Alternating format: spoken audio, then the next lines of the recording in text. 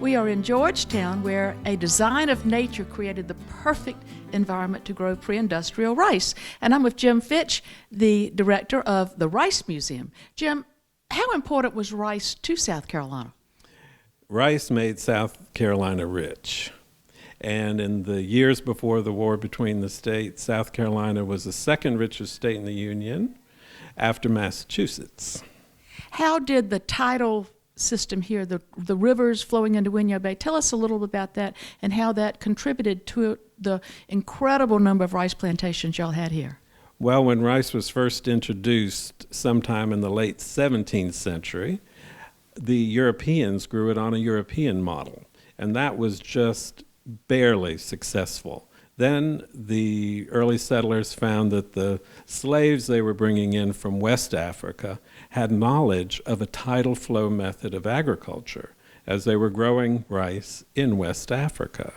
And it is the West African technology that made rice growing a success in South Carolina. When we see people who are converting land to agricultural use these days or back and forth, it just takes a couple of months.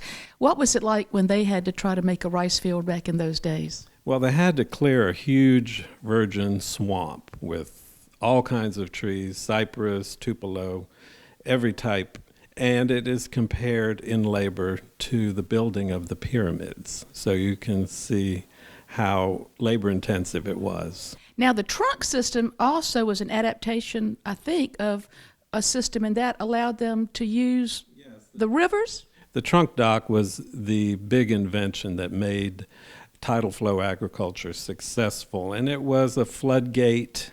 It could be opened to let the water in when the fields needed to be wet, and it would keep the water out when the fields needed to be dry.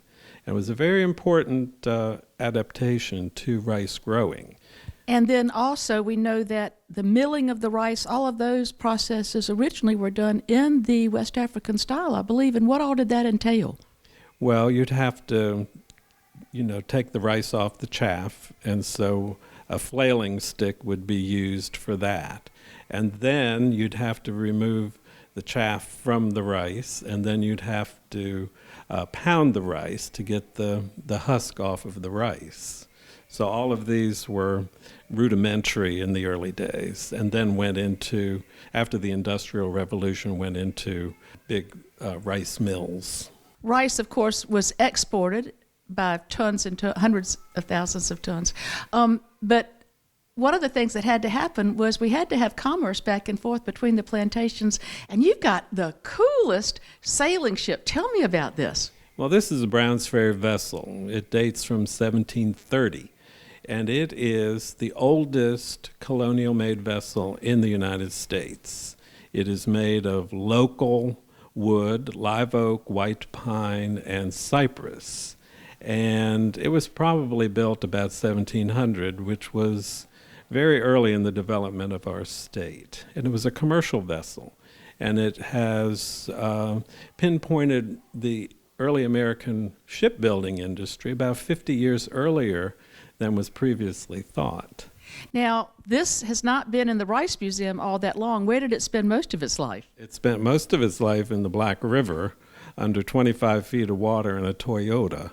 So they found it in 1974 by hobby divers, and then in 1976, the year I began at the Rice Museum, it was raised from the Black River. And it was preserved by being under all of that wonderful mud and sludge and lack of oxygen. Right. And then it was preserved further in a vat of polyethylene glycol at the University of South Carolina. The Department of Anthropology and Archaeology took it over, and it stayed there for about 20 years. After slavery was abolished, how did life in the Low Country contribute to the Gullah community continuing? Well, the freedmen were justifiably afraid that they might be enslaved again after they were set free in 1865. And so they sought to be as remote as possible from the white plantation owners and the white population. So in some cases, they even dragged their slave cabins as far away as they could get. And then their communities became quite isolated, but quite insulated too. And the Gullah culture began to thrive in these communities.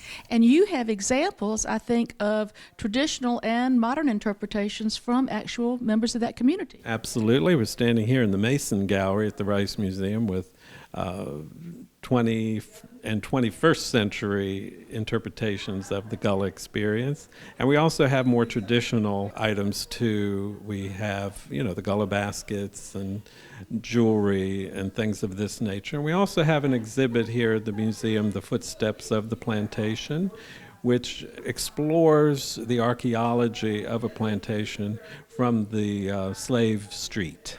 I've had a good time with my visit down here today, and I know other people would like to come and learn more as well. What's the best way to find out about the Rice Museum? Well, first of all, you can come here and visit. That's the best way, 633 Front Street in Georgetown, or you can go to our website, ricemuseum.org, and learn a lot about it too. We've had a grand time, and I think that all this talk about rice has everyone hungry. Let's go find a place to have some lunch. Okay, we have some good restaurants.